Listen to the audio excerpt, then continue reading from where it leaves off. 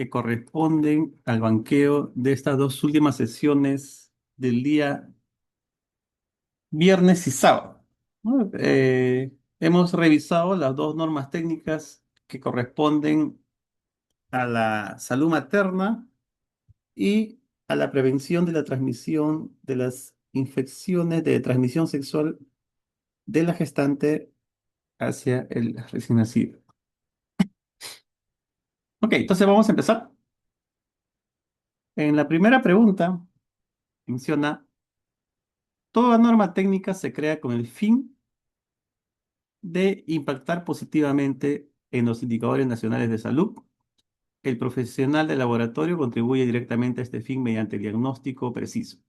¿Cuál es la finalidad de la norma técnica de salud 105? Privatizar la salud materna, contribuir a la reducción de la morbilidad y mortalidad materna y perinatal, eliminar el parto vertical o regular los laboratorios externos.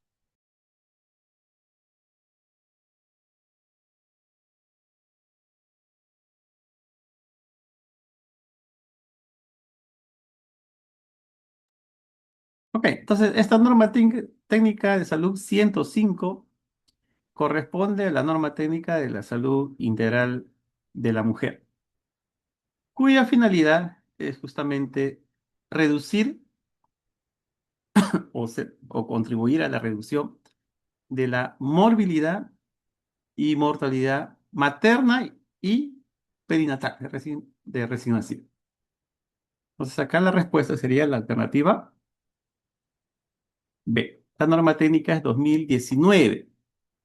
Y ojo que ha tenido una corrección, parece 2 años después se realizó una corrección a varios de los ítems de esta norma técnica. Por eso es que hay que tener bastante cuidado, ¿no?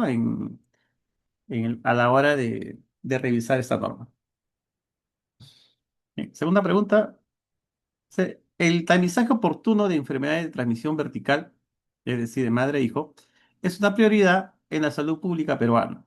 Estas pruebas deben ser gratuitas y universales en el primer control de la gestante. ¿Qué pruebas de tamizaje deben realizarse obligatoriamente a cada gestante según las disposiciones generales? Glucosa hemoglobina, VIH y sífilis, grupo sanguíneo y factor RH, perfil hepático y renal.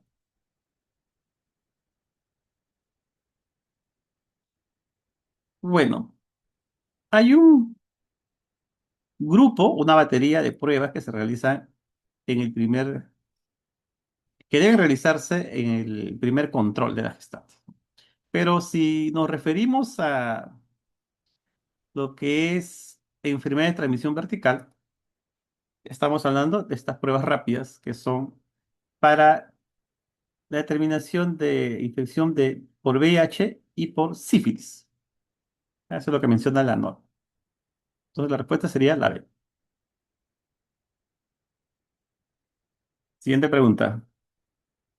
El seguimiento continuo permite detectar anomalías que podrían pasar desapercibidas en una sola evaluación. La norma establece un número crítico de visitas para considerar una atención prenatal adecuada. ¿Cuál es el número mínimo?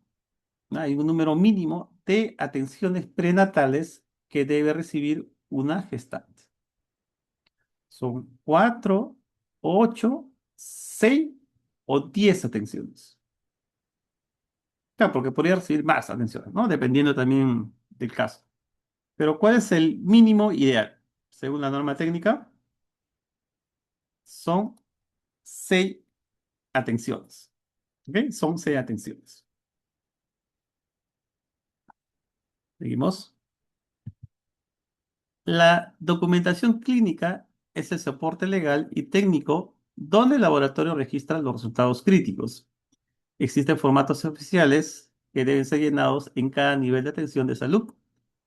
¿Qué insumo es obligatorio utilizar para registro de la atención en todos los establecimientos de salud? Solo el carnet perinatal, únicamente el sistema informático, la historia clínica materno-perinatal y el carnet perinatal o el cuaderno de apuntes del profesional. Ya que hemos revisado varias normas técnicas, hemos visto que siempre en la parte de anexos aparecen unos formatos estandarizados que van a permitir el registro de todos los datos de atenciones, de las pruebas auxiliares, donde están incluidos las pruebas de laboratorio. ¿Ok? Entonces, estos son formatos estándar, ¿no? Y van a depender de la etapa de vida de la persona. Dentro de ellas, en el caso de la gestante, se encuentra para el registro la historia clínica materno-perinatal y el carnet perinatal, ¿no? Que se entrega en este caso a la gestante con los datos básicos y con la programación de sus citas. ¿Ok? Entonces, esa es la documentación que indica la norma técnica.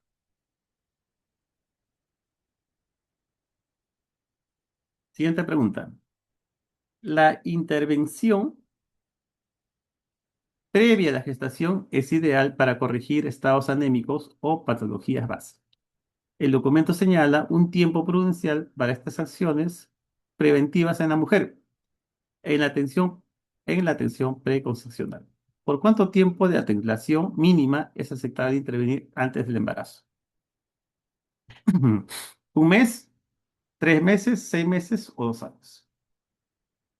Es decir, si la pareja piensa tener, eh, ¿no?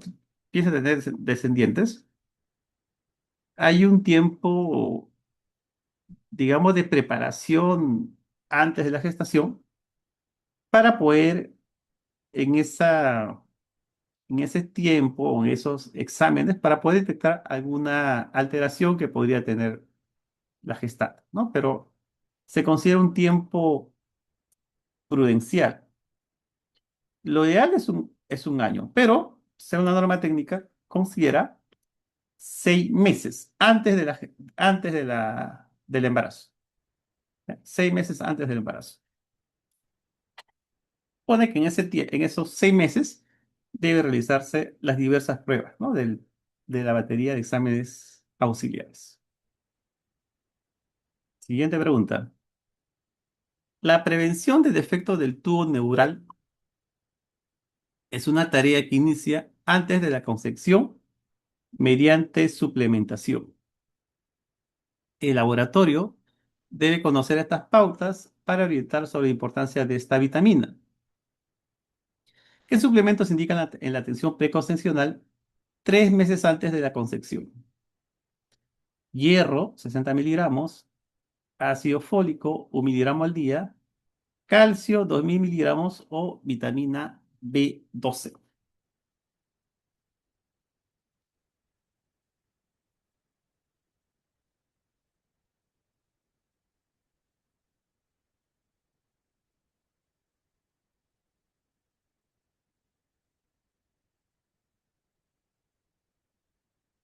Entonces, acá lo que tenemos que correlacionar es la deficiencia de qué vitamina o mineral o qué vitamina o mineral deficiente tiene relación con defectos del tubo neural, ¿no? Así como también con algunas malformaciones como el labio leporino.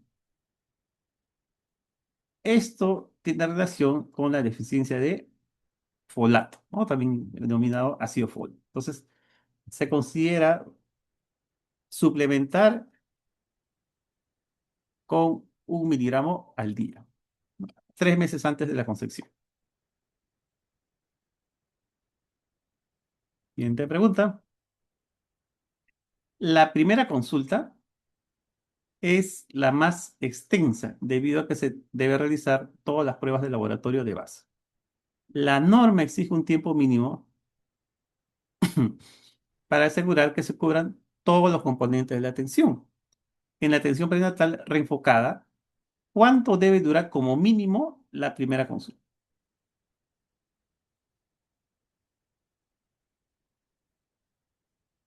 Entonces, esto, por ejemplo, en un inicio, o sea, en la norma técnica original, eran 30 minutos, pero luego en la corrección que se hizo, en la fe de ratas, se elevó a 40 minutos. ¿Ya? Así que la respuesta acá es la C. Entonces, si revisan la norma original, va a encontrar como 30 minutos, pero hay una fe de ratas de esa norma donde cambiaron de 30 a 40 minutos. Incluso las siguientes extensiones también lo cambiaron, ¿no? Me parece que a 25 minutos. Siguiente pregunta. La detección de preeclampsia inicia con la identificación de proteínas en la orina mediante métodos rápidos. Estos métodos pueden ser realizados por el personal de laboratorio o enfermería en el control.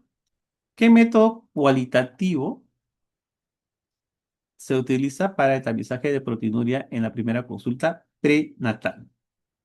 Prueba de Benedict, tira reactiva o ácido sulfasalicílico, sedimento urinario simple o coloración de Gram. Entonces, para identificar esta preeclampsia, además de los signos, síntomas que podría tener el paciente, se utiliza la detección de proteínas o proteinuria, ¿no? En este caso la orina. Entonces, hay dos métodos. Lo que se utiliza en la mayoría de laboratorio va a ser usando, ¿no?, una tira reactiva, ¿no?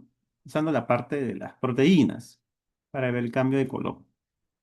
Pero en caso de que no se contara con estas tiras, puede suceder en algún laboratorio de MINSA, se puede utilizar el ácido sulfasalicílico. Se agregan unas gotas de ese ácido en la orina y si hay presencia de turbidez, significa que hay proteínas en la orina. Entonces acá la respuesta es tira reactiva o ácido sulfasalicílico.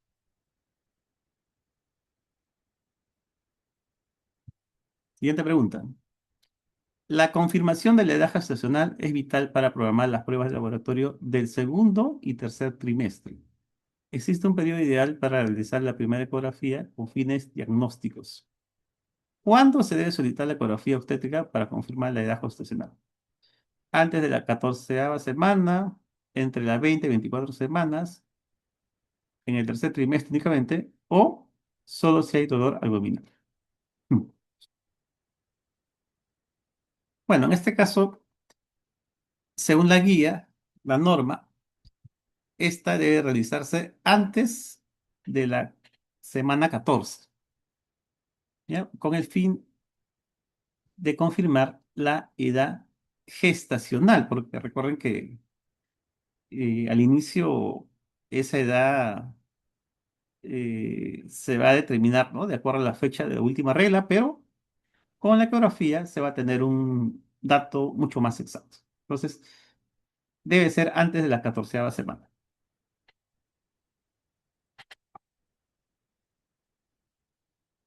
Siguiente pregunta. La isoinmunización materna es un riesgo grave en madres con grupo sanguíneo específico. El laboratorio debe procesar una muestra de aglutinación para detectar anticuerpos contra el eritrocito fetal. Ante una gestante con factor RH negativo, ¿qué prueba de laboratorio se solicita inicialmente? KUNS directo, prueba de KUNS indirecto, grupo sanguíneo del padre solamente o hemoglobina glicosilada. Entonces, este es el caso de las madres que son RH negativas y el padre RH positivo. Como el RH es dominante, el niño o niña va a nacer con RH eh, positivo. Entonces, en el primer hijo, generalmente no hay problemas de isoinmunización. Es decir, la madre no produce en la mayoría, digo, porque sí ha habido casos que sí, no produce anticuerpos contra el RH, específicamente contra el antígeno D. Pero a partir del segundo producto, o del segundo hijo, ya la madre tiene estos anticuerpos, los cuales pueden atacar, pueden pasar la placenta y destruir los glóbulos rojos del feto, produciendo una anemia hemolítica. Entonces, por eso es que se solicita esta prueba a toda gestante que es RH negativo. Y esta es la prueba de Kunz indirecto. Ya es un Kunz indirecto, porque acá se toma una muestra de sangre de la gestante, se separa el plasma y se lo hace reaccionar con glóbulos rojos, una batería de glóbulos rojos con diferentes antígenos del grupo del sistema RH, ¿no? Para ver si hay esta sensibilización, ¿no? Con su reactivo de Kunz y otros más. Siguiente pregunta. El seguimiento de la madre RH negativo debe ser riguroso para detectar sensibilización temprana. El intervalo de repetición de la prueba de anticuerpos está definido por la norma técnica. Si el resultado de Q indirecto es negativo, ¿con qué frecuencia se repite hasta la semana 28? ¿Quincenalmente, trimestralmente, mensualmente o ya no se repite?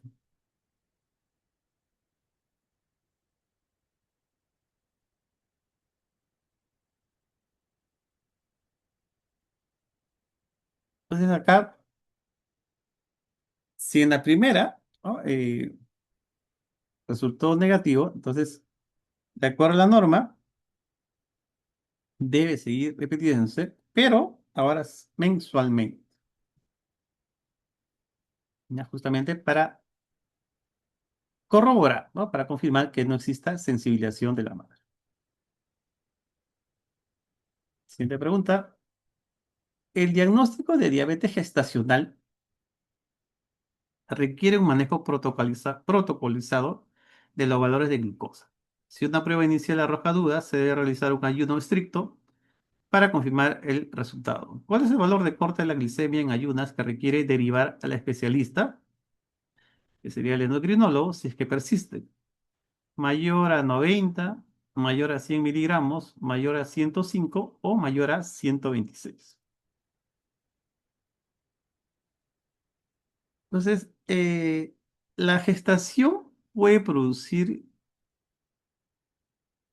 diabetes y esto puede repercutir sobre el niño, ya que niños con madres diabéticas pueden nacer con lo que llaman macrosómicos, un peso mayor al rango normal o prematuros incluso, y otras patologías, ¿no? Entonces, según la norma, cuando uno realiza esta prueba de glucosa en la primera atención, si este valor resulta mayor a 105, debe repetirse nuevamente, ¿no? Para, si es que volviera a salir alto, mayor a 105, derivarlo al especialista, ¿no? El especialista generalmente de control de diabetes vendría a ser el endocrinólogo. Ojo que es 105, según la norma. Nosotros sabemos que los valores referenciales son de 70 a 100. Pero, según esta norma, el punto de corte es 105.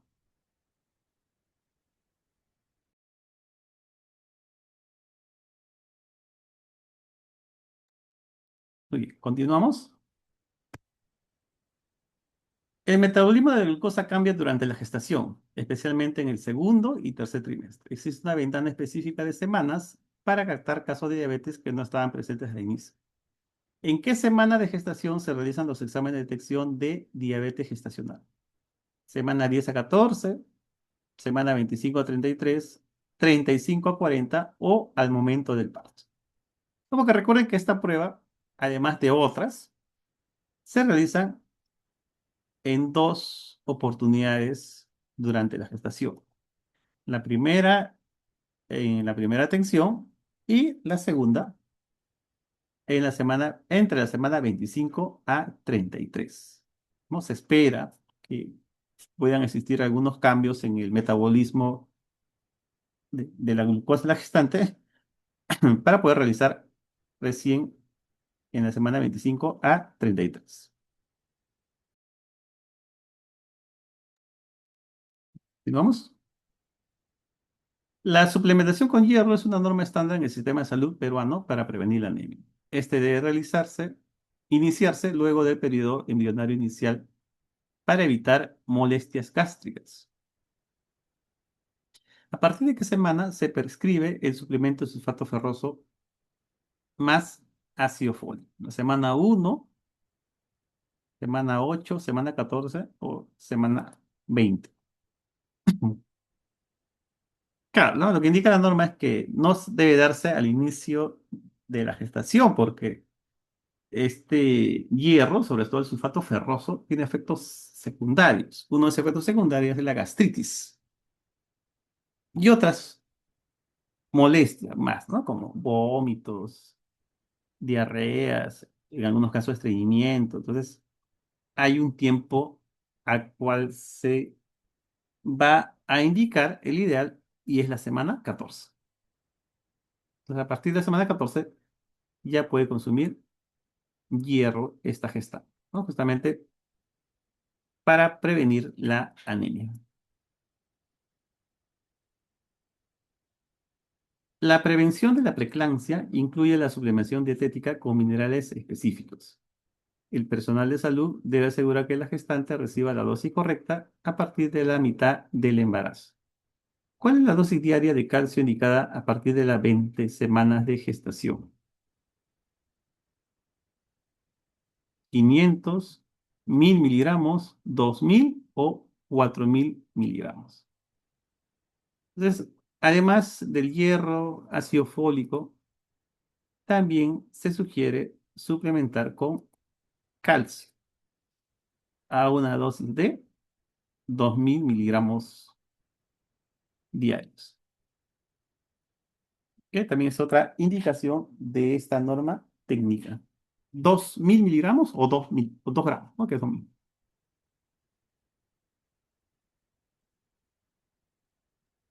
Otra pregunta es, ¿la inmunización de la gestante protege tanto a la madre como al recién nacido mediante el paso de anticuerpos? La vacuna contra la influenza tiene un tiempo de administración definido en el calendario gestacional. Según la norma, ¿a partir de qué semana se debe recibir la vacuna contra esta influenza? Semana 1, a partir de la semana 12, a partir de la 20ª semana o solo después del parto. ¿Qué? Estas son entonces algunas de las indicaciones que se dan a las gestantes en cuanto a suplementación, inmunizaciones, ¿no? En este caso, la influencia se recomienda a partir de la semana 20.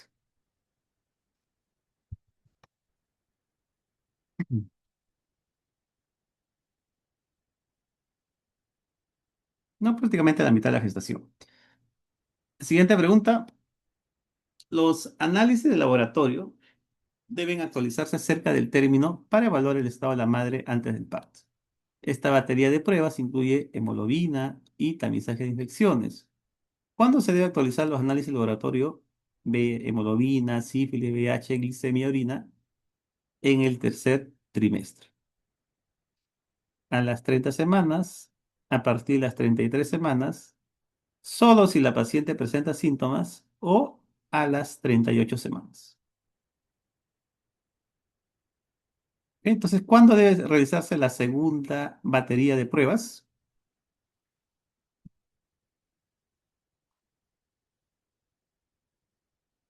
Acá sería a partir de las semana 33. A partir de semana 33. Y hay que recordar, ¿no? Yo le puse en las diapositivas, si quieren ahora pueden tomar fotos. Está un poco mejorado porque no había puesto acá, se me había pasado a poner en la tabla los tiempos completos de las atenciones, ¿no? De las pruebas de laboratorio, porque en verdad es un cuadro mucho más extenso con todas las pruebas de apoyo diagnóstico, pero lo que nos corresponde, lo que a nosotros como personal de laboratorio son justamente estas pruebas. Entonces están acá las 6 atenciones, desde la atención 1, que es menos a la semana 14, hasta la sexta atención, que es entre 37 y 40 y la 40 semana. Entonces, indicábamos que en la primera semana se va a realizar todas estas pruebas de laboratorio y en la semana, en la semana 33 a 36, o quinta atención, si es que va un control continuo a la paciente, la gestante, se vuelve a solicitar hemoglobina, urocultivo y la prueba para sífilis y VIH. En el caso de la glucosa, esta sí se repite en la cuarta atención, que sería en la semana 25 a 32. Mientras que la proteinuria mencionábamos que se debe realizar en todas las atenciones, ¿no? Para descartar una preeclampsia. Entonces, tómenle un pantallazo para que lo tengan, porque esto sí lo tienen que tener presente.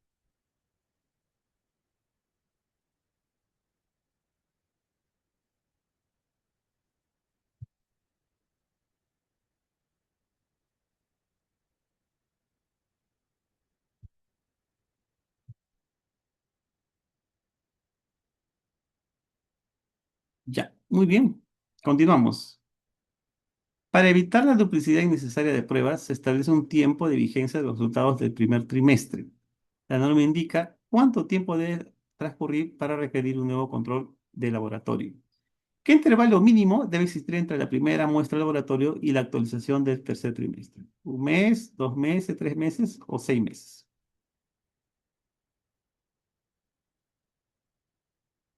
Es decir, ¿cuánto es el tiempo de validez de una prueba de laboratorio, en este caso de la gestante?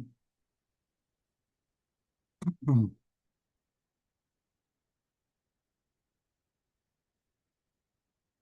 Según la norma, el tiempo mínimo es 3 meses.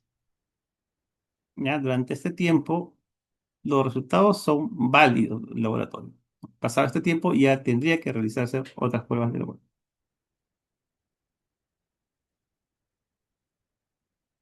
Siguiente pregunta. El ingreso por emergencia de una gestante en labor de parto sin controles previos exige una respuesta inmediata del laboratorio. Se debe priorizar pruebas rápidas que cambien la conducta médica en el acto. ¿Qué procedimiento es obligatorio para toda gestante que ingresa a labor sin resultados previos? Hemograma completo, tamizaje con prueba rápida para VIH y sífilis, examen de orina o perfil de coagulación.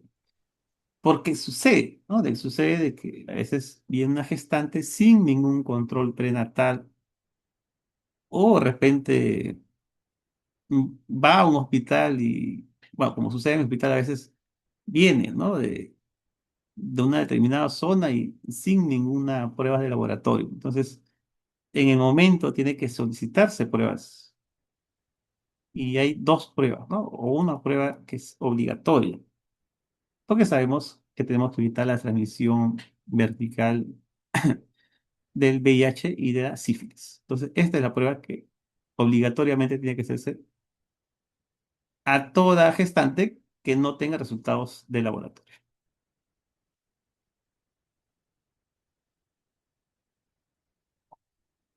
La misa que con prueba rápida para VIH y sífilis.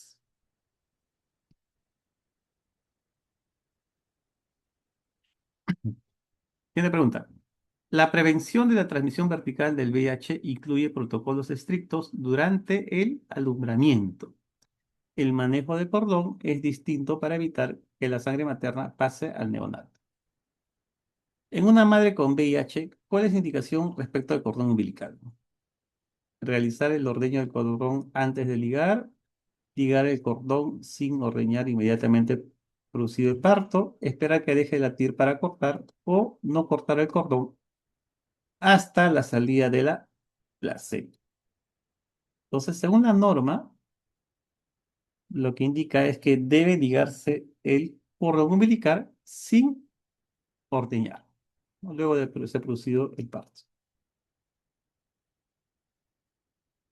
¿Para qué? Para evitar que la sangre materna pase al neonato, ¿no? Y se produzca la transmisión vertical si es que tuviera infección por VIH.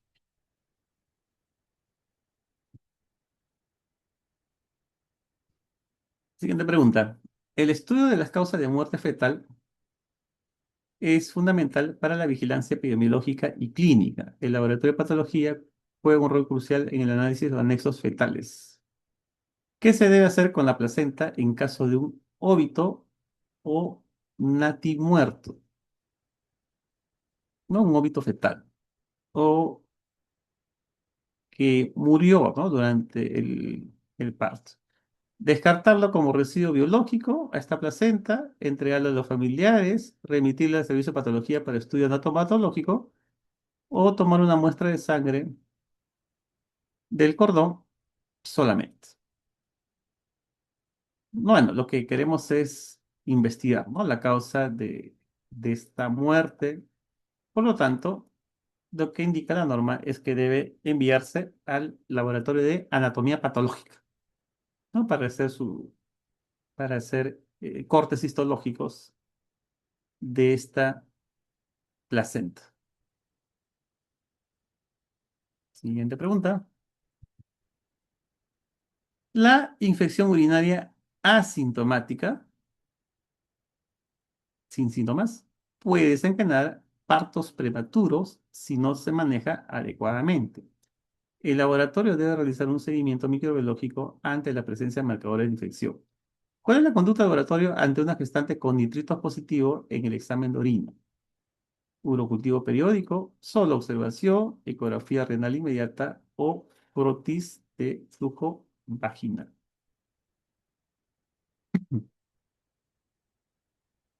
Sucede, ¿no? Que en gestantes puede haber infección urinaria sin sintomatología. Entonces, por eso se realizan las pruebas de, de orina. Y si en el examen de orina completo tenemos un resultado de nitritos positivos, el siguiente paso será solicitar un urocultivo, ¿ya? Para demostrar si verdaderamente es una infección, porque no el nitrito tampoco es 100% específico. La única forma de demostrar infección urinaria sería mediante el urocultivo. Siguiente pregunta. El monitoreo posparto es crítico en las primeras horas debido al riesgo de shock hipovolémico. Este periodo inicial requiere vigilancia estrecha de signos vitales y sangrado. ¿Cuánto tiempo comprende el periodo de puerperio inmediato? Las primeras 2 horas pospartos, las primeras 24 horas, 7 días o 42 días. Entonces, luego del parto, la siguiente etapa sería el puerperio. Pero este puerperio también se le ha dividido en etapas. Entonces, en el caso del puerperio inmediato, se considera inmediato, ojo acá, las primeras 2 horas postpartos, ¿ya? Este es el periodo de puerperio inmediato. Siguiente pregunta. Aunque la leche materna es el mejor alimento, existen condiciones de salud de la madre que prohíben su uso por riesgo de infección. El profesional de salud debe estar seguro de esta contraindicación para orientar a la familia. ¿Cuál es la contraindicación para la lactancia materna según la norma? Madre con anemia, madre con diabetes gestacional, madre infectada con VIH o madre con parto por cesárea. Bueno, acá sí es bien explícito la norma. Si la madre tiene infección por VIH, no debe dar de lactar al recién nacido. Entonces, acá la contraindicación sería madre infectada con VIH.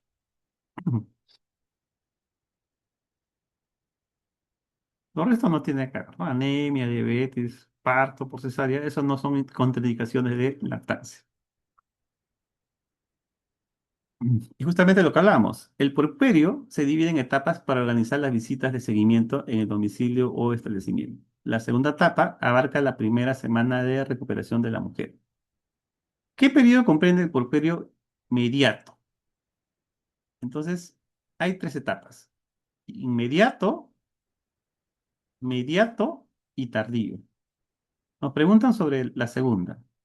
Es de 2 a 24 horas posparto, desde las 24 horas hasta los 7 días posparto, de 7 a 42 días o hasta los 2 meses.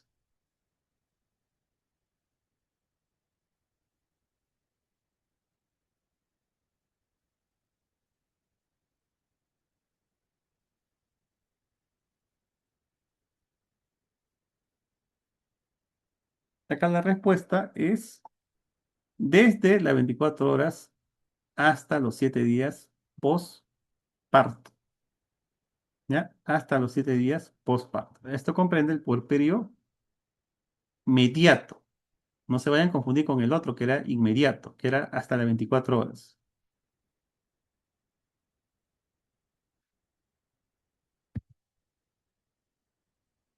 Ok, este es con respecto al radar de gestantes, ¿no? Dice, el radar de gestantes es una herramienta visual de vigilancia que permite identificar riesgos rápidamente. Cada color asignado a la gestante tiene un significado clínico o administrativo específico. En el radar de gestantes, ¿qué color identifica a una gestante con detección de complicaciones? ¿Color rojo, color negro, amarillo o color verde? ¿No? Es una forma de controlar a cada gestante mediante estos colores. Entonces, si una gestante presenta complicaciones, ¿cómo se le identifica? ¿Con cuál de estos colores?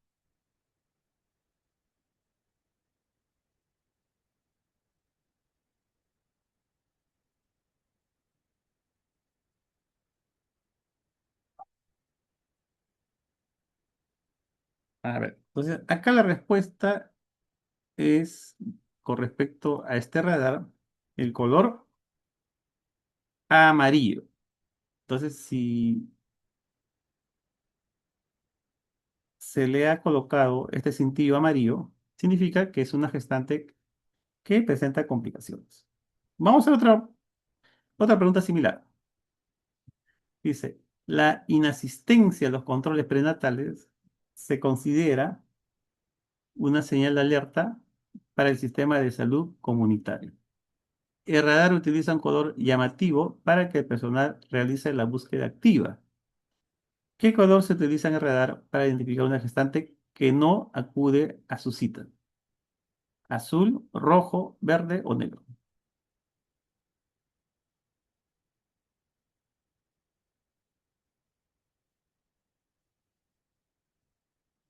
Entonces, cuando no acude a su cita, entonces, en este caso, debe colocarse una cinta de color rojo, ¿no? Para que el personal del establecimiento de salud reconozca que presenta esta, hay este problema, ¿no? Con esta paciente.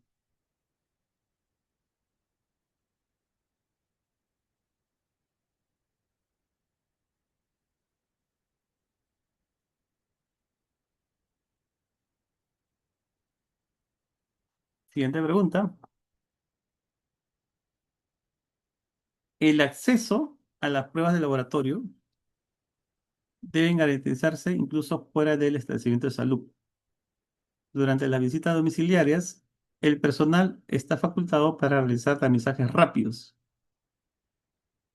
En las visitas domiciliarias, ¿qué debe hacer el personal si la gestante no tiene resultados de VIH y sífilis?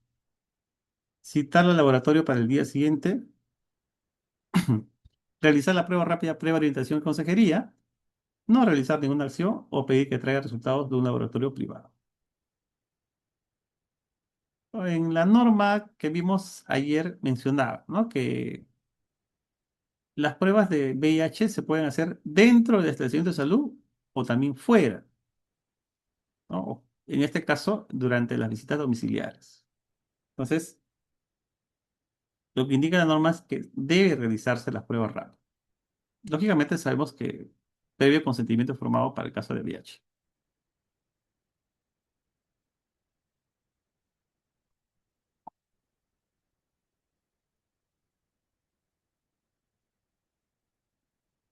La preeclampsia puede aparecer en cualquier momento del embarazo, por lo que la búsqueda de proteínas no debe cesar. El laboratorio y consultorio deben disponer reactivos en cada cita. ¿En qué momentos se debe realizar el tamizaje de proteinuria con tira reactiva o ácido sulfasalicílico?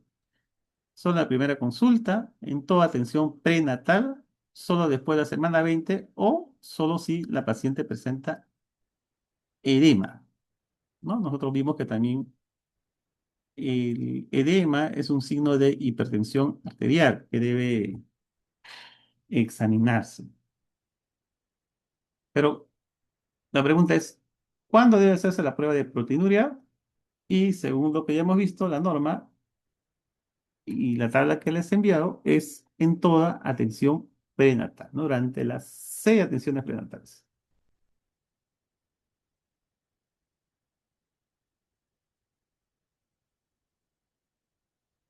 El examen clínico exhaustivo al inicio del embarazo permite detectar patologías preexistentes que requieren laboratorio especializado. Este examen debe ser realizado por el personal con mayor competencia médica. ¿Qué profesional debe realizar la primera o segunda atención prenatal para el examen físico minucioso? Enfermero, obstetra, profesional médico, gineco-obstetra o ginecólogo, o médico cirujano, biólogo o agente comunitario. Esto es, depende de la competencia, ¿cierto? Entonces, que tiene más competencia clínica, porque no solamente va a ver la parte prenatal, sino un examen físico completo, va a ser el especialista, el médico especialista o gineco-obstetra. Si no hubiera, este especialista sería el médico cirujano.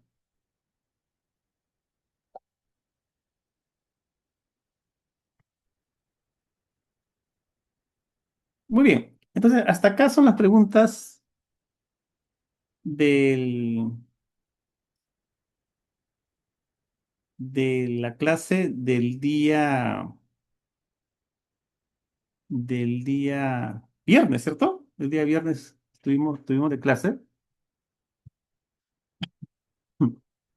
Y a continuación vamos a ver las preguntas que corresponden a la clase de hoy, ¿no? Entonces, creo que había una pregunta que decía el periodo tardío. El periodo tardío es hasta los 42 días, posparto, ¿no? Entonces, el inmediato, 24 horas. El inmediato es 24 horas a 7 días y el tardío de 7 días hasta los 42 días. Entonces, no se olviden también esto del radar, ¿no? El radar de gestantes. Hemos dicho rojo cuando no acude a su cita, el amarillo cuando presenta complicaciones, pero también hay otros colores. Por ejemplo, el negro es el que sí acude a todas sus citas, verde cuando ya está próximo al día del parto, y también había uno que era color azul, ¿no?, que indicaba era una gestante con riesgo social. Muy bien, continuamos entonces con las preguntas del día de la sesión del día de ayer.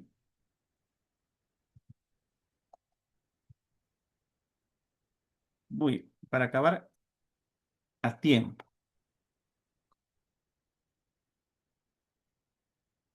¿no?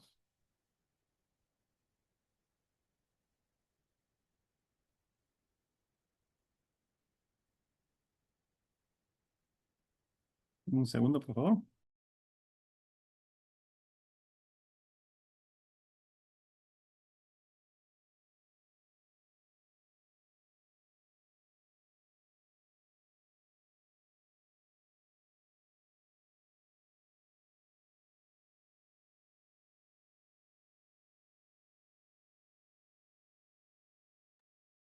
Muy bien.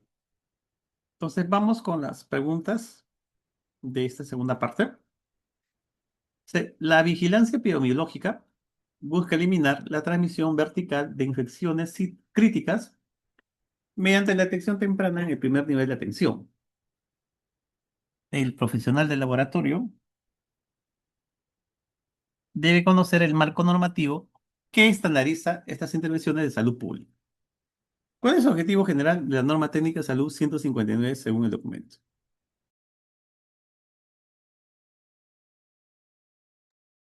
Incrementar la ventana de medicamentos antirretrovirales, estandarizar las intervenciones de salud pública para la prevención de la transmisión materna infantil del VIH, sífilis y hepatitis B, promover el parto domiciliario en zonas rurales o sustituir las pruebas laboratorio por exámenes clínicos exclusivamente. Entonces, esta norma técnica de salud 159 justamente trata sobre la prevención de la transmisión materno-infantil, ¿no? De estas tres infecciones de transmisión sexual. No se olviden, la 159. Siguiente pregunta. El diagnóstico oportuno depende de la aplicación de tecnologías que permitan resultados rápidos para la toma de decisiones clínicas inmediatas. En el laboratorio se priorizan dispositivos de fácil manejo que no requieren infraestructura compleja. ¿Qué se define como una prueba rápida en el contexto de esta norma? Un examen que demora más de 24 horas en ser procesada, un dispositivo médico para diagnóstico in vitro que proporciona un resultado en menos de 30 minutos, una técnica que solo puede realizarse en el laboratorio nivel 3 o un análisis de sangre que requiere obligatoriamente centrifugación previa. Entonces, estas pruebas rápidas que hace unos 20 años atrás todavía no eran muy utilizadas porque habían muchos casos de falsos positivos, falsos negativos, pero con el transcurso del tiempo, con el avance de la tecnología, ha mejorado bastante. Hay incluso pruebas de VIH de cuarta generación. Y la ventaja es que esos resultados son inmediatos. No requieren una conservación en refrigeradora, y de ningún otro equipo de laboratorio, ¿no? Porque incluso yo puedo hacer una prueba rápida con la sangre total del paciente, solamente con una gota de sangre capilar, ¿no? También se puede realizar, o con el plasma, ¿no? Bueno, pues en ese caso sí ya necesitarías una centrífuga. Entonces, esa es la definición, ¿no? Un dispositivo médico que nos da resultados en menos de 30 minutos. Por lo tanto, se puede realizar en los laboratorios del primer nivel de atención. Siguiente pregunta. El tamizaje universal es la piedra angular para prevenir que el recién nacido contraiga infecciones de su madre durante el embarazo o el parto. La norma establece momentos críticos para realizar estas pruebas de laboratorio de manera gratuita. ¿En qué momento se debe realizar el tamizaje para VIH y sífilis según la norma? Solo en el primer mes de embarazo, únicamente durante el trabajo de parto, en el primer control prenatal, en el tercer trimestre y el momento del parto, o solo si la gestante presenta síntomas evidentes de infección.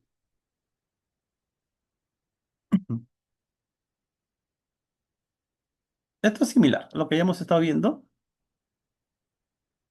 según entonces esta norma, debe hacerse en el primer control, en el tercer trimestre y si no tuviera pruebas al momento del parto.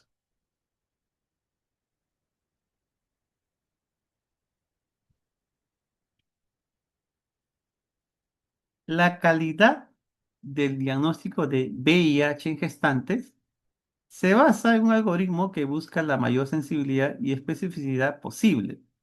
El laboratorio debe iniciar el proceso con una prueba de tamizaje altamente eficiente.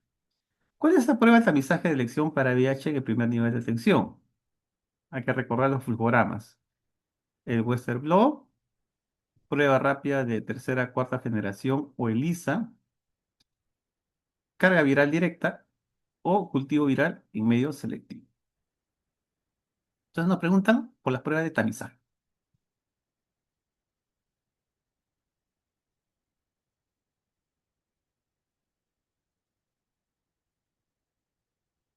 Bueno, en este caso no es Western blot ni carga viral, son pruebas confirmatorias. Las pruebas de tamizaje de VIH serían las pruebas rápidas que hemos mencionado, que pueden ser duales o las simples, individuales,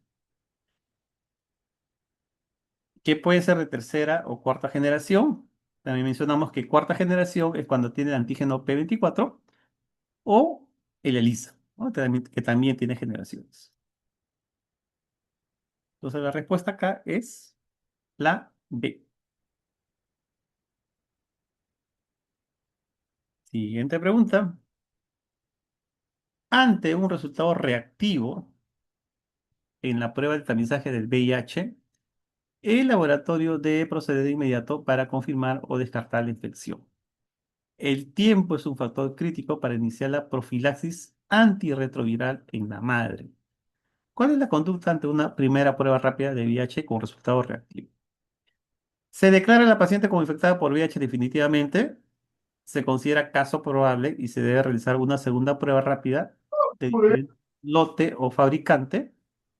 Se espera 3 meses para repetir el análisis o se solicita inmediatamente una biopsia de ganglio linfático. Ya no digo nada, estoy esperando que termine el proceso. Tenemos estos casos. No está bonito. mm, Primera Prueba rápida. vez estoy pasando bien, siempre la paso bien. A ver, Está bien. conectar el micrófono, por favor. No me he relajado porque hay chamba, ¿no? La chamba es pesadito. Pero sí, pues Ya, ahora sí. Disculpen.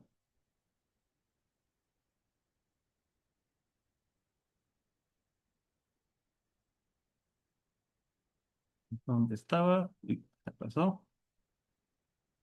Ya, estábamos acá. Entonces, si la primera prueba rápida resultó reactivo, según el flujograma, tenemos que realizar una segunda prueba rápida.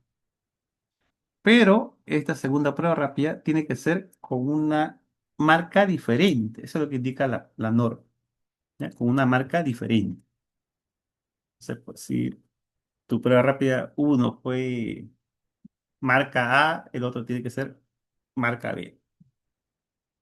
Eso es lo que indica la norma. Ahí recién se pasa a hacer una prueba de confirmatorio, ¿no? Una vez que ya tengas dos pruebas rápidas diferentes. Reactivas, se pasaría a hacer una prueba confirmatoria, pero ya se da el tratamiento. Ya se empieza con el tratamiento. Con dos pruebas rápidas reactivas, se empieza con el tratamiento. Siguiente pregunta. El diagnóstico definitivo de VIH requiere la confirmación mediante pruebas que detecten componentes específicos del virus o su material genético. Estos procedimientos suelen realizarse en laboratorios de referencia regional o nacional. ¿Cuál de las siguientes se considera una prueba suplementaria o confirmatoria para VIH? Hemoglobina glicosilada, PCR o inmunoensayo lineal, LIA, prueba de aglutinación en látex o examen de orina completo. Bueno, esto no tiene nada.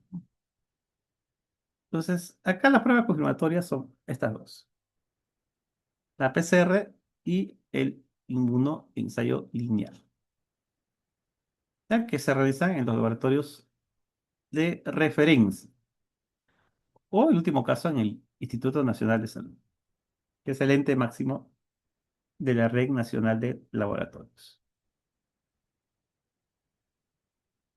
Siguiente pregunta. Ya estamos en la parte de las pruebas para sífilis. Dice, la sífilis materna representa un riesgo elevado de muerte fetal y también de malformaciones si no se detectan las primeras etapas del embarazo. El laboratorio utiliza pruebas no treponémicas para el seguimiento y monitoreo de respuesta al tratamiento. ¿Cuál es la prueba no treponémica estándar mencionada en la norma? FTA, RPR o BDRL, TPHA o inmunocromatografía. Entonces nos hablan sobre la prueba no treponémica.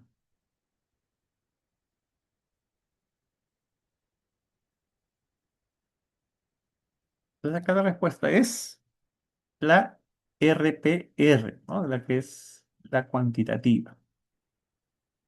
No menciona la BDRL, ¿no? Explícitamente, pero sí esta BDRL hemos mencionado. ¿Recuerdan para qué tipo de muestras todavía se utiliza? La BDRL, que es el anterior al RPR, ¿no? La RPR es el BDRL mejorado, ya que tiene carbón y no necesita inactivarse al suero. ¿En qué casos utilizamos BDRL? ¿En qué tipo de muestra?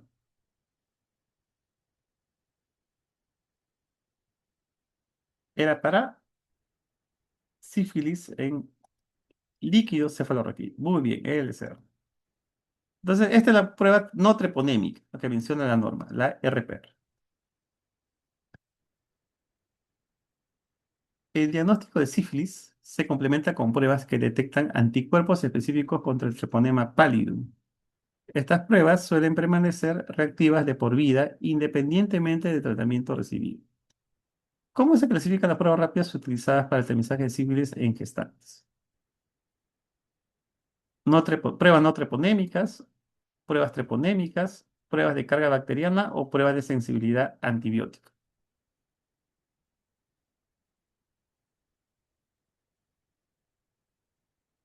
Nos preguntan sobre las pruebas rápidas.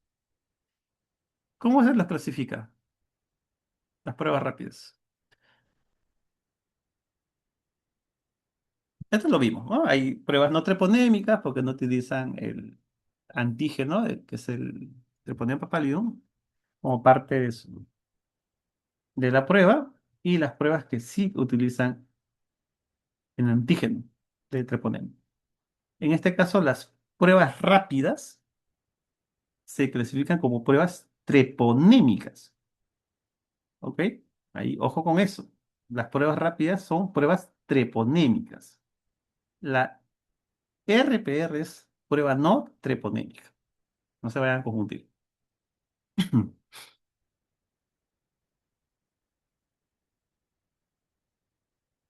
¿Por qué? Porque recuerden que el RPR no tiene como antígeno el treponema, tiene antígenos lípidos, ¿no? Cardiolipina, fosfolípidos, pero no tiene antígeno. Siguiente pregunta. La hepatitis B es una infección viral con alta tasa de transmisión vertical si la madre presenta una alta replicación viral. El laboratorio debe identificar un marcador específico que indique la presencia del virus en la sangre materna. ¿Cuál es ese marcador serológico utilizado para el tamizaje de hepatitis B en gestantes?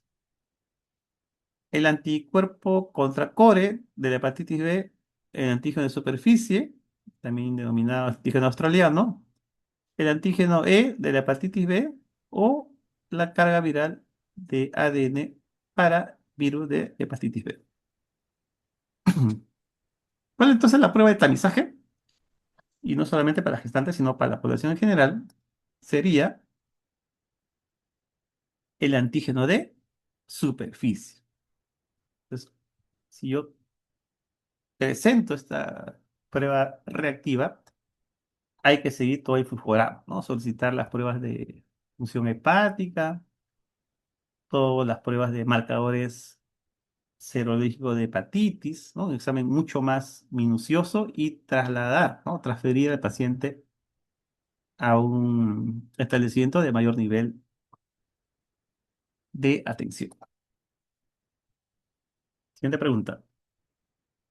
La atención integral de la gestante con VIH incluye el monitoreo de su sistema inmunológico para determinar la urgencia del tratamiento. El biólogo o tecnólogo debe procesar muestras para el conteo de células específicas de defensa. ¿Qué prueba de laboratorio mide el estado inmunológico de la gestante con VIH? Conteo de plaquetas, recuento de linfocitos CD4, dosaje de inmunoglobulina E o la velocidad de sedimentación globular, el BCG.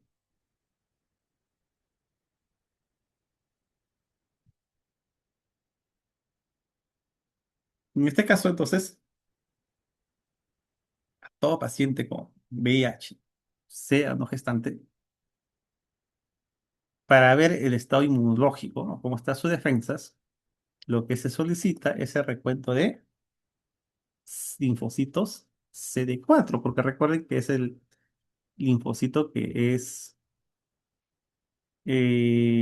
alterado, atacado por el virus del VIH, ¿no? A menor recuento de CD4, el paciente va a tener mayores complicaciones, mayor riesgo a tener infecciones oportunistas, ¿no? De pasar a los siguientes estadios de infección por VIH. Muy bien, creo que ya son unas últimas preguntas. A ver, la siguiente. La eficacia del tratamiento antirretroviral se evalúa midiendo la cantidad de copias de virus presentes en el plasma del paciente. Un valor bajo indica un menor riesgo de transmisión al neonato durante el parto vaginal. ¿Cómo se denomina la prueba que cuantifica el número de copias del ARN del VIH por mililitro de sangre? Genotificación, carga viral, fenotificación o Western blot cualitativo. Entonces, además de evaluar el estado inmunológico, también debemos saber el número de virus presente, en este caso, en la gestante, ¿no? Porque a mayor número de virus, entonces el riesgo va a ser mayor, el riesgo de transmisión vertical. Entonces, acá la prueba se denomina carga viral, ¿no? Carga viral, ¿no? Con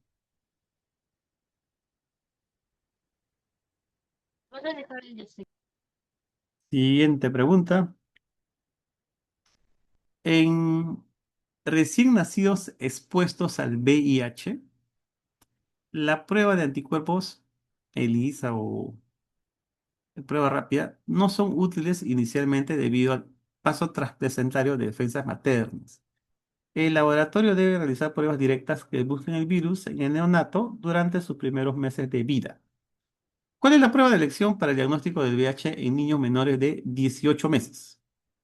ELISA de cuarta generación, PCR de ADN proviral o PCR de ARN, prueba rápida de sífilis o el test de Coons. Claro, porque eh, como hay traspaso de inmunoglobulinas de la madre al niño, la madre podría pasar anticuerpos contra VIH que ha producido al niño, sin que esto significa que el niño tenga infección.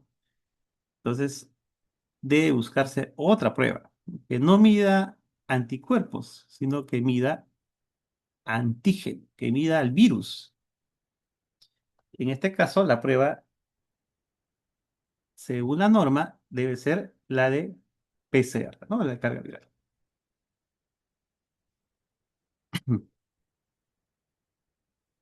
Siguiente pregunta. El tratamiento de la sífilis materna debe iniciarse de inmediato tras un resultado reactivo en la prueba rápida para evitar daños fetales. El laboratorio tiene la responsabilidad de entregar resultados en tiempos que permitan la intervención clínica. ¿Cuál es la conducta ante una gestante con prueba rápida de sífilis reactivo? Esperar la confirmación con RPR para iniciar tratamiento, iniciar tratamiento inmediatamente y solicitar prueba no treponémica, sea RPR o VRL, solicitar una ecografía antes de dar cualquier medicamento o repetir la prueba rápida en 15 días. Entonces, si tienes una prueba rápida de sífilis que te sale reactiva, según el flujograma, debe iniciarse el tratamiento, ¿no? Y a la vez, a la par, solicitar una prueba de RPR. Si sale reactiva, entonces, confirmado, presenta sífilis la paciente. Pero si saldría no reactiva, se pasa a solicitar una prueba de confirmatorio.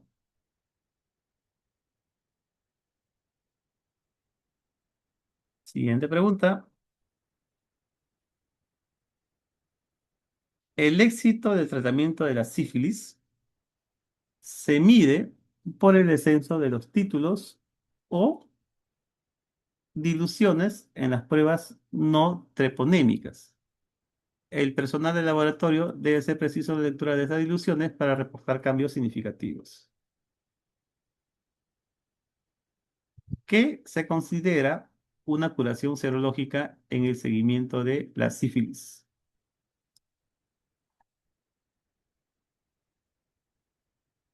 ¿No? Una curación desde el punto de vista de laboratorio. Que la prueba rápida se vea no reactivo, el descenso de los títulos en dos o más diluciones, que el RPR suba de 2 diluciones a 8 DILs, o la ausencia de síntomas externos en la piel. Entonces, ¿cuándo se considera curado, entre comillas, desde el punto de vista laboratorio, de la infección por sífilis? Cuando disminuye el número de diluciones, que debe ser 2 o más diluciones. Significa que hay un adecuado tratamiento y que está respondiendo hacia la curación de la paciente.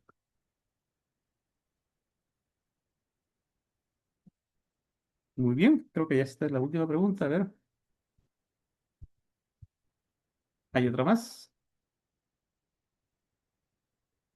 El tratamiento de la sífilis materna debe de iniciarse inmediatamente, tras un resultado reactivo en la prueba rápida para evitar rayos fetales. El laboratorio tiene la responsabilidad de entregar resultados en tiempos que permitan la intervención clínica.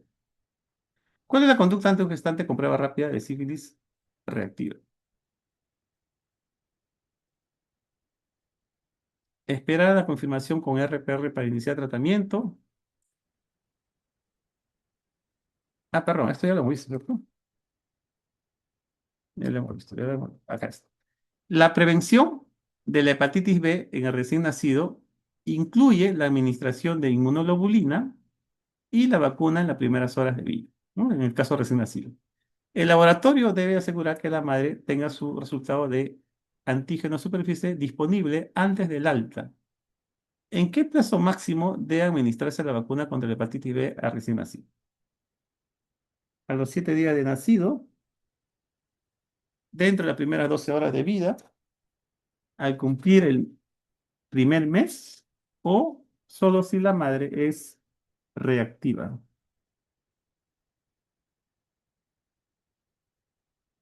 Entonces la pregunta es clara, ¿no? ¿En qué tiempo debe de administrarse la vacuna contra la hepatitis B al recién nacido? Y esto es de inmediato, ¿no? Dentro de las primeras 12 de vida, lo que indica la norma.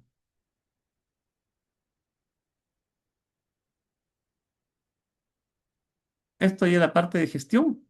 O sea, los laboratorios de referencia regional tienen la función de procesar muestras complejas enviadas desde los centros de salud periféricos. El manejo y transporte de estas muestras deben seguir protocolos estrictos para garantizar la integridad del material biológico. ¿Cuál es el plazo máximo para remitir los resultados de carga viral de VIH según la norma? Estos que en el NECLA, ¿no? Del Instituto Nacional de Salud. 24 horas, 15 días, luego de recibir la muestra, 3 meses o 48 horas. Según la norma, estos resultados de carga viral deberían estar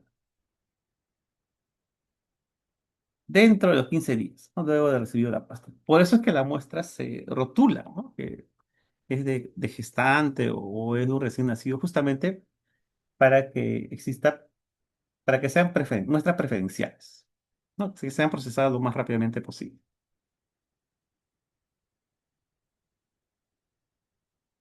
Dice, la norma técnica contempla que el diagnóstico de VIH debe ser acompañado de un proceso de información y apoyo emocional. El personal del laboratorio debe respetar la confidencialidad de resultados en todo momento. ¿Cuál es el requisito ético previo para realizar la prueba de VIH?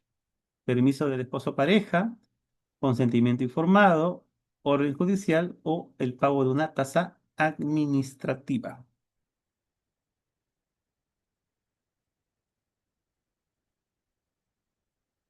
Entonces, antes de realizar la prueba de VIH, debe realizarse la consejería y que la paciente firme el consentimiento informado.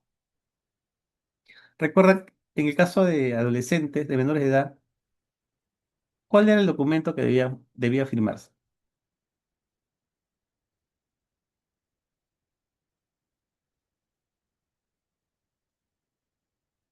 Muy bien, el asentimiento informado. El menor de edad firma el asentimiento informado, pero también debe haber un consentimiento informado del padre o tutor del menor de edad. Siguiente pregunta. ¿No? Y esto también hay un estándar, hay un formato estándar que aparece en los anexos de estas normas técnicas, ¿no? Donde además también firma la persona que está haciendo la consejería. La sífilis congénita es una condición prevenible que ocurre cuando la madre no recibe tratamiento adecuado antes del parto. El laboratorio evalúa recién nacido comparando sus títulos con los de la madre. ¿Cuándo se sospecha de sífilis congénita por laboratorio en el neonato?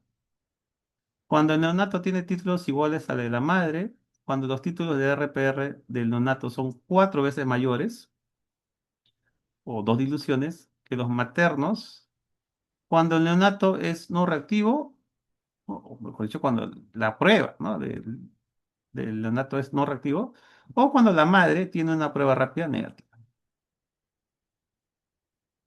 Entonces, en caso de sífilis congénita, entonces, se sospecha cuando el resultado del RPR de este neonato es 4 veces mayor que el de la madre. Es decir, dos diluciones mayores que el RPR de la madre.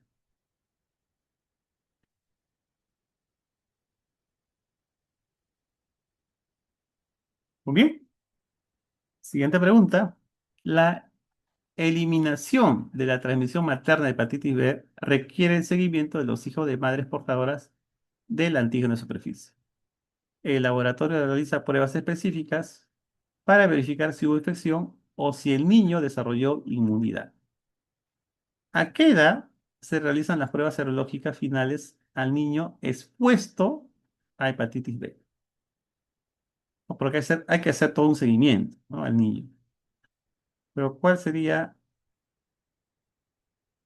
las pruebas finales? Al nacer, a los 3 meses, entre los 9 y 12 meses de edad o a los 5 años. ¿Hasta qué edad se le hace seguimiento?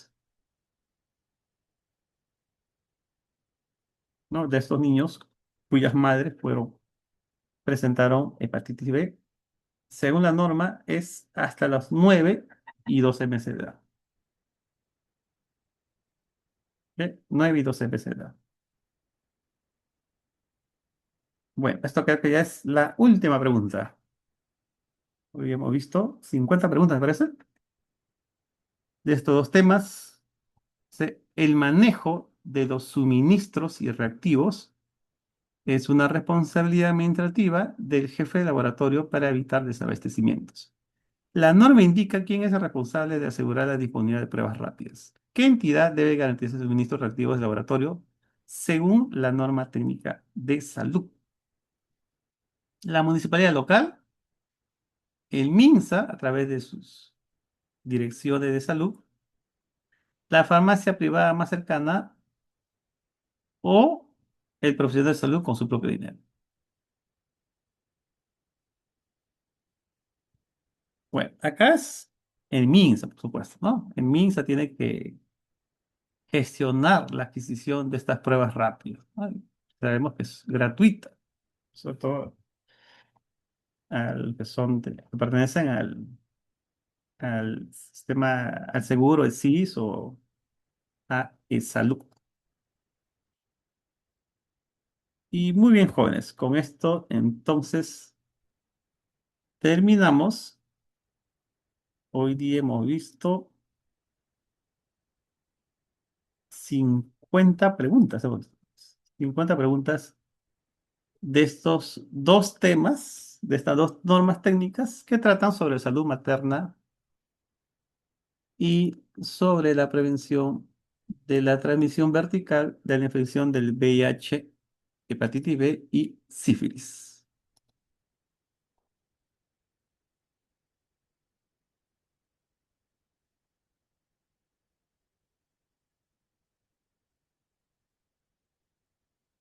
Muy jóvenes. Entonces, con esto terminamos.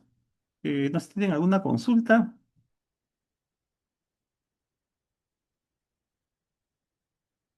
Muy bien. Entonces, nos vemos el próximo viernes. Igual, ¿no? Igual que esta semana, viernes, sábado y domingo, para seguir revisando otras normas técnicas. Ojalá que ya envíen también el temario, ¿no? de este examen de CERU. Probablemente sean similar al anterior examen, pero de todas maneras, ¿no? Para tener más, para saber con más detalle qué están preguntando. ¿Qué temas van a preguntar? La última pregunta era, ¿quién es el responsable, ¿no? De que no, que siempre haya pruebas rápidas en los establecimientos de salud, desde el punto de vista administrativo, ¿no? Y según la norma técnica indica que es el Ministerio de Salud, ¿no? A través de sus departamentos, de sus direcciones de salud.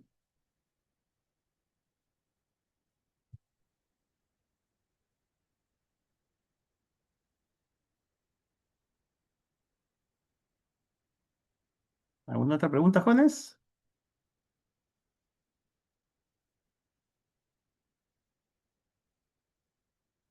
Ok. Entonces nos vemos la siguiente semana, ¿ah? Que pasen muy buenas noches y nos vemos. Muchas gracias, licenciado.